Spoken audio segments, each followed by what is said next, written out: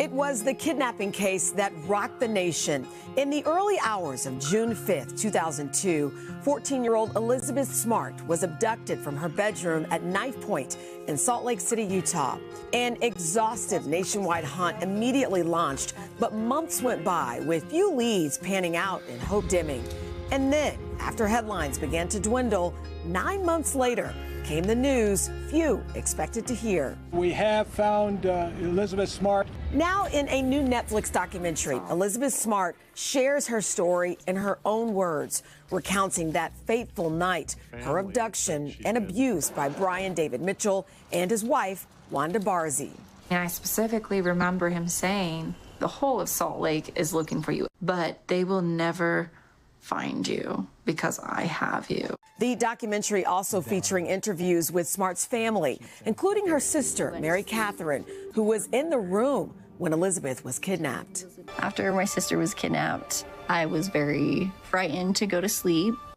Now, more than 20 years later, Elizabeth has made a life for herself, not defined by what happened to her. Smart married her husband, Matthew Gilmore, in 2012. The pair has 3 children. Being a mom and having children of my own was something that I dreamed about as a little girl. She founded the Elizabeth Smart Foundation, advocating for other victims, and has continued to share her story through speeches, movies, and she's also written multiple books. Her inspiring message through it all, one of hope, telling today in 2013. I want other survivors out there to know that they're not alone, that they can be happy, that they can come back and have a wonderful life. Amen to that. Elizabeth, good morning to you. Good morning. Welcome back. I told you I thought this documentary was very well done. You know, the story's been told before, but this time it shifts the focus just a bit. We hear from your family and we realize that it's thanks to their persistence that there was a break in this case. Talk about why it was important for you to share your story in this way. I mean, I do think having my family involved, having the law enforcement, local media involved, I think it gives a really complete picture of both sides. And I guess since the trial, since I had to testify and really talk about what happened, because prior to that I didn't, I felt like I needed to have a purpose to sharing my story. And I remember how alone I felt when I first came home because nobody talked about kidnapping or abuse or rape. And so since the trial, I've just felt like that's something that I need to talk about so other victims don't feel alone either. I mean, you've devoted, in a sense, you've devoted your life to this now. And this is a terrible, terrible, unthinkable chapter in your life. But you have a new life. You have 3 children now. You're a mom. How do you talk to them about that part of your life, or do you? I mean, one of the best pieces of advice I think I was ever given as far as parenting goes was when your kids start asking questions, that's the right time to start talking about it. And honestly, that started way before I was prepared, way before I ever thought it would come up.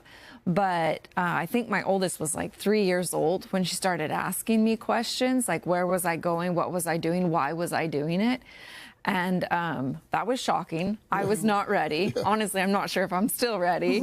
But I would say that opened the door to start having those conversations. And then just as they've grown, I've been able to let that conversation grow as well. Well, speaking of children, watching this documentary, I felt such empathy for your little sister because she was in the room at the time. And then, you watch how, police officers and everybody, they're trying to get information out of her. But ultimately, it was her voice that helped to find you.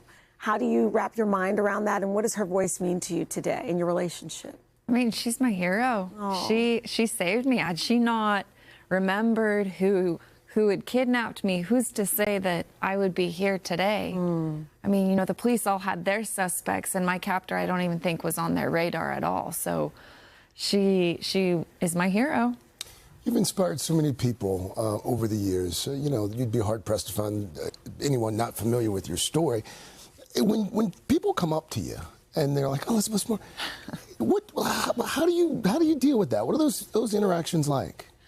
I mean, initially it was so shocking because that was not me. Like, I was happy to blend in. I wasn't anybody, and so that was very overwhelming when I first got home. And then I would also say it was surprising just like how long and how many people still remembered my story. Sure. And now it's been, 20 plus years. And so it's not uncommon to have people come up and approach me. But I guess even sitting here 20 plus years later is surprising.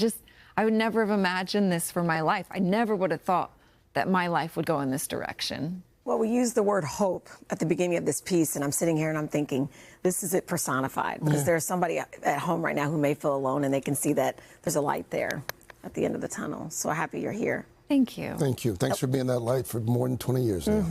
And you can watch Kidnapped Elizabeth Smart streaming now on Netflix.